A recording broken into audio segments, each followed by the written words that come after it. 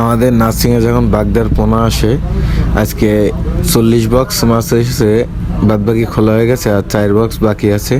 এই 4 box unboxing করছি।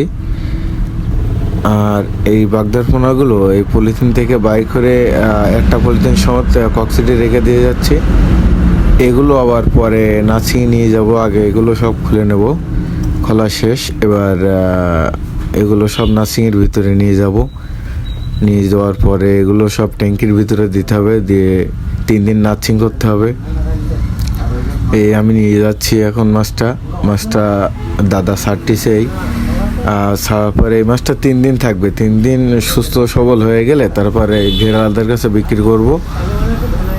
এই জন্য আমরা এই মাছটা এবার গুনে দেখবো যে মিরে কম দিছে কি না। এই যে এতটা মাছ নিয়েছি, অনেক সময় মিরে কম দেয়, 200-300 করে মাছ কম দেয়। এই জন্য মাছটা গুনতে হয়।